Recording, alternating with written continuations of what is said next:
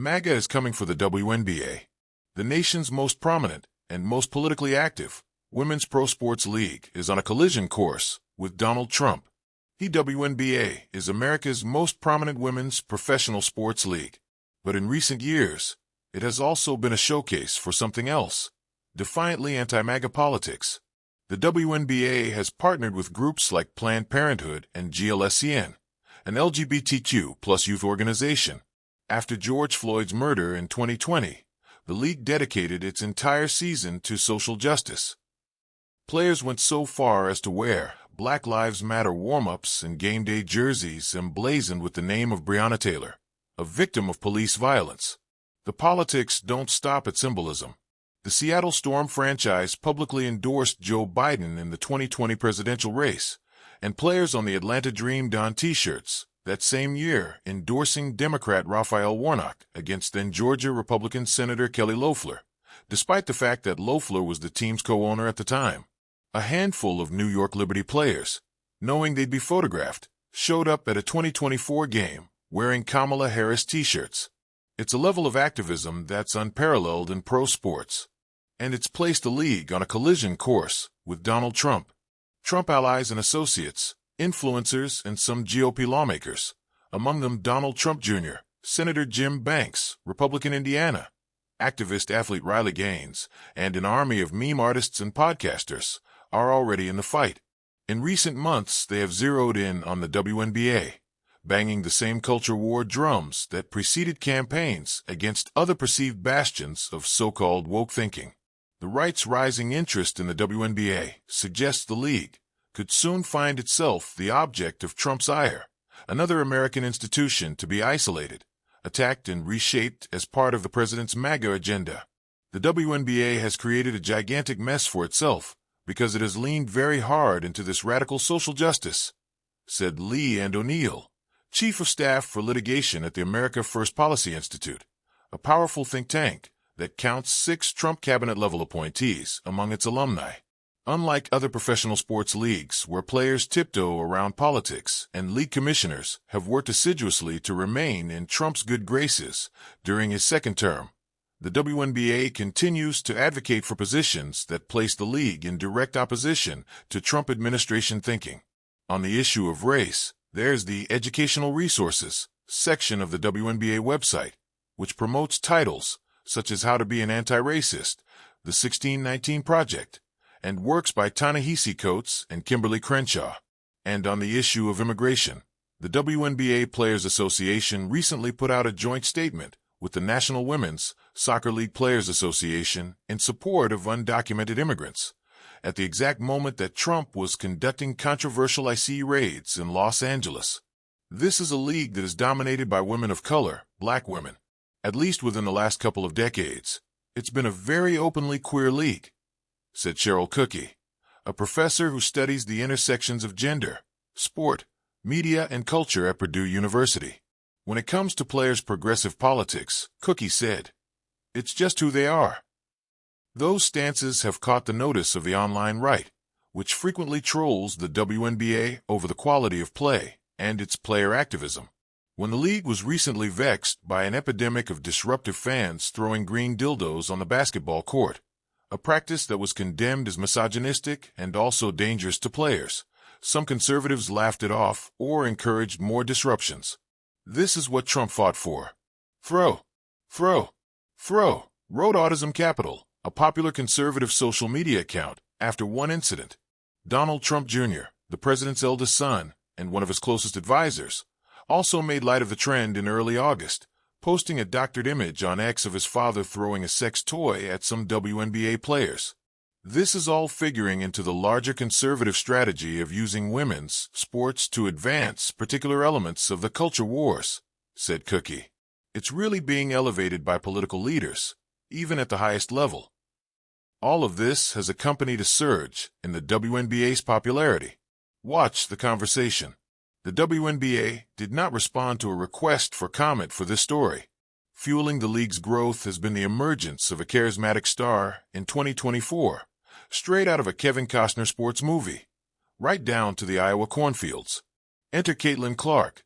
In 2024, her rookie season, Clark set WNBA records for most assists and most points scored at her position, and inked a Nike endorsement deal worth a reported $28 million. The league prospered alongside her. That year, the WNBA saw a 48% increase in attendance and viewership on its three major broadcasting platforms, spiked by double and triple digits, according to a WNBA press release. The trend has continued in 2025. Data compiled by Front Office Sports and Sports Media Watch show a record-breaking season in terms of fan attendance and a further 3% increase in the WNBA's TV audience. But the Clark effect has also caused growing pains, too. Some WNBA experts acknowledge that her star power has made veteran players envious of the flood of attention she receives, and that jealousy has correlated with more hard physical fouls against her, uncalled fouls, and harsher treatment than would be expected for a superstar of her caliber. It's the opposite of how things usually work in professional sports, where leagues try to protect their top players because they are so integral to the league's success, and they make everyone so much money.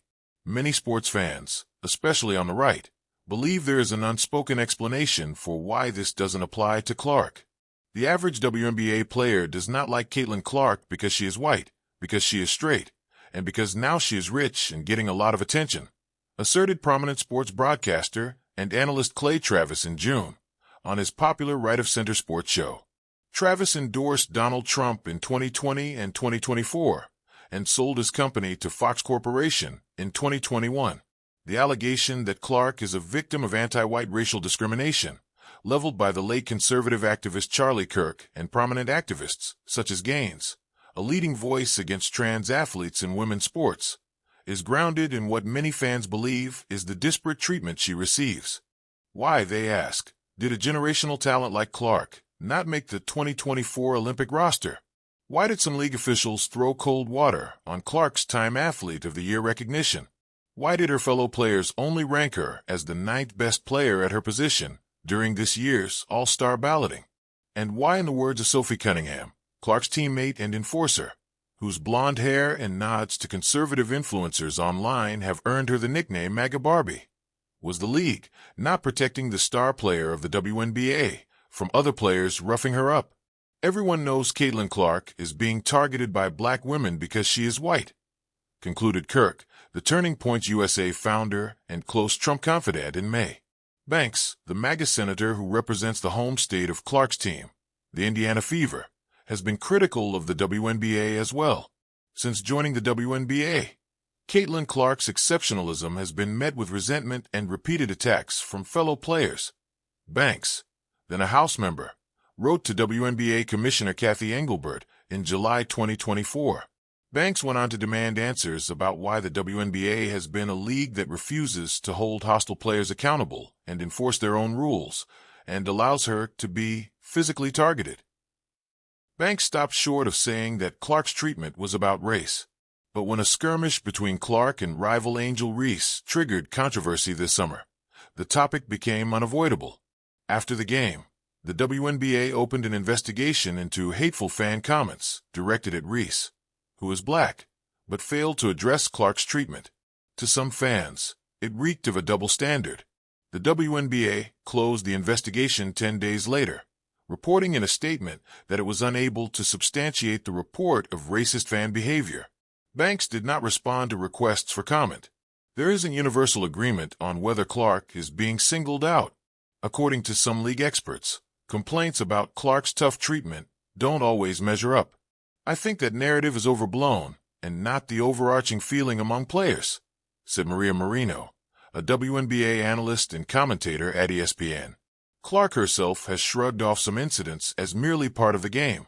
Even so, in early August, a widely circulated op-ed in the Wall Street Journal titled, "The WNBA and Caitlin Clark's Civil Rights," laid out a legal framework for Trump administration intervention.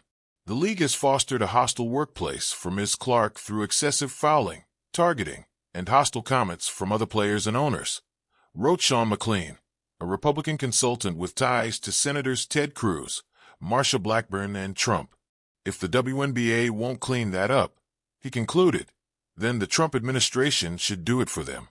It's the same fact pattern as university presidents who could have engaged with anti-Semitism on campus, but were paralyzed into inaction out of fear of offending another group.